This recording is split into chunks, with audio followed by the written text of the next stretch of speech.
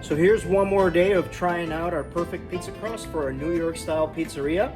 What we're gonna be doing today is trying out one more version of the recipe that we have been working on for a New York style pizza. As you know, here at La Pecora Pizza Bar, we already make Neapolitan style pizza. So we have been working on a pizza recipe that can be nice and thin, crispy. It can have a good undercarriage, and something that is just the overall good product that we can have here consistently here at La Pecora Pizza Bar. And so, as you guys saw in our last video, we managed to get that recipe nice and crispy, but it needed a little bit of holding. Now, just for the record, I'm not trying to have a pizza that is going to be 100% crispy like cardboard and it's going to stay up like you see in a lot of these videos that review pizzas and stuff. By any means, I'm trying to do any of that.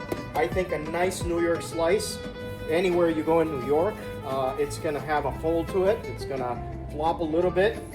So that's just, I think, a little bit of a personal preference if you ask me. It needs to be a little bit of that crunch, but it also needs to have a little bit of softness, a little bit of that fragrance from the dough. By the way, this dough that we're working with today has already been fermenting for 2 days, which is beautiful. It should have a nice fermentation to it. We're gonna go ahead and open it up, and I'm gonna go ahead and work on this pizza on our pizza peel, just so it's a little bit easier to put in the oven and a little bit easier to get in there. And so one of the things that I like about New York style pizza is that it's not complicated at all. It's very straightforward. It's something that people can eat on the street, on the fly, other than just using really good ingredients and putting a lot of love into the dough making part and of course the sauce. So I'm gonna go ahead and give this a nice little stretch here on our spatula. And then we're gonna use our San Marzano tomato sauce. Of course, we make all that here in house. We use 100% imported tomatoes, San Marzano tomatoes. And the way we make our sauce is very simple. Our sauce literally only has basil, high-end sea salt, olive oil, and that's pretty much just about it. All the tomatoes are hand crushed by hand.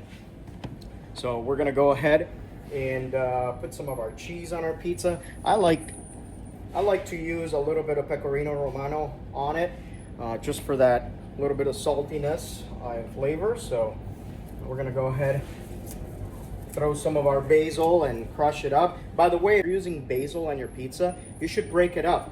It should never be whole. You should break up the leaves so it releases a lot of that aroma on the pizza. A lot of these places are chopping their basil with a knife, and that's just not the right way to do it. I think a basil on a pizza should be breaking up by hand and at the moment where you're about to cook the pizza. We're gonna go ahead and throw a little bit of our olive oil, a nice generous portion there, and off it goes into the oven. Okay, so one of the things that I like to do before getting it in the oven, for those of you making your pizza at home, is give the pizza a nice little wiggle there like this until you see it sliding on the peel.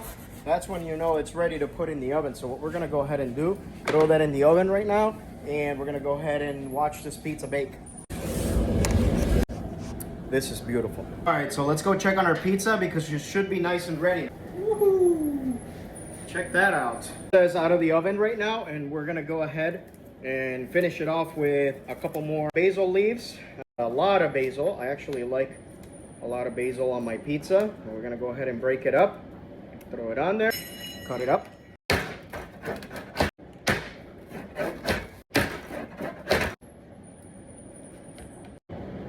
It's not cooked all the way, so this is not a good product.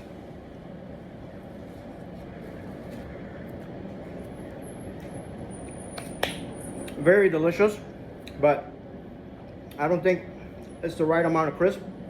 The oven may be too hot. The dough, I don't think it's properly rested. I just got here, so we just took it out of the refrigerator, and it's been sitting probably for about 20 minutes, but it needed more time than that. And as you can tell, the bottom of it, it's not cooked all the way. So nothing worse than a pizza that's not cooked all the way on the bottom. It is cooked all the way up top though. But anyways, we're gonna keep trying our recipe, and once we get it right, we're gonna come back to Mm.